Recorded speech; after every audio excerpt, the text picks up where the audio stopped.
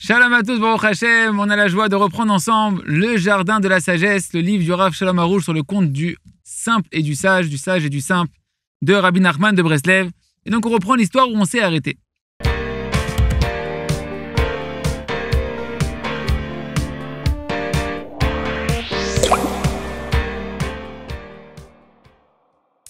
Et voilà que le simple venait toujours empressé, avec beaucoup de joie, voir son ami, le sage. Et il le voyait et constatait qu'il était constamment dans des souffrances terribles. Donc il lui a posé la question suivante. Il lui a dit, mais dis-moi, tu es tellement intelligent, tu es tellement riche. Pourquoi tu es tout le temps en train de souffrir? Pourquoi tu es tout le temps en train de te plaindre? Regarde-moi, je suis toujours Bessimra, je suis toujours dans la joie constamment. Et le sage, lorsqu'il a vu ça, il s'est mis à rigoler de lui. Parce qu'il avait l'impression d'avoir en face de lui un fou, un malade mental. Et donc le simple lui a répondu et lui a dit, je comprends pas. Des gens normaux, ils se moquent de moi.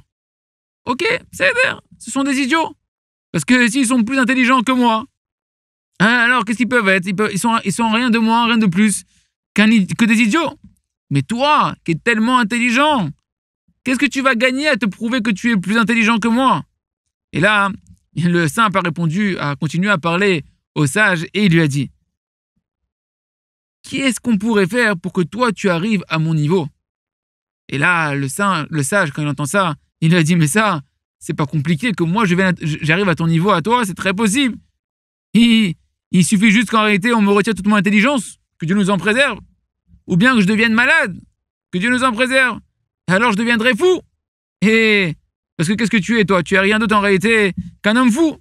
Mais que toi, le simple, tu viennes à mon niveau de sagesse, à moi, ça, c'est impossible d'aucune manière. Que tu sois sage comme moi, c'est impossible. Qu'est-ce qu'il lui a répondu, le simple? Il lui a dit, chez Hachem Itbarach, avec le Créateur, tout est possible. En un seul instant, en un clignement de deuil, je peux arriver à ton niveau. Et là, le sage, quand il entend ces paroles-là, il s'est mis à rigoler énormément de notre simple. Et voilà que ces deux amis étaient appelés dans la bouche de tout le monde. Un, on l'appelait le sage, et l'autre, on l'appelait le simple. Bien qu'il y avait plusieurs sages et simples dans le monde, mais chez eux, ça se voyait véritablement. Cette différence, elle était flagrante, parce que les deux, ils avaient grandi, ils venaient du même endroit, du même pays, de la même ville, ils avaient étudié ensemble, et un était devenu tellement un grand sage, et l'autre était tellement simple dans son comportement. Et voilà que dans les registres de l'état civil, où là-bas on écrit chacun avec son nom de famille, etc., alors on avait marqué là-bas, avant tout, on l'avait appelé le premier Chacham, le sage, et l'autre on l'avait appelé le simple. Et voilà qu'une fois, le roi, il est passé devant les registres, et lorsqu'il a vu qu'était marqué là-bas le nom de ses deux amis, un avec le nom de sage et l'autre avec le nom de simple, eh ben, pour lui, c'était quelque chose d'étonnant. Et il s'est dit, comment c'est possible qu'on appelle un, on l'appelle le sage, et l'autre, on l'appelle le simple, même dans le livre des registres.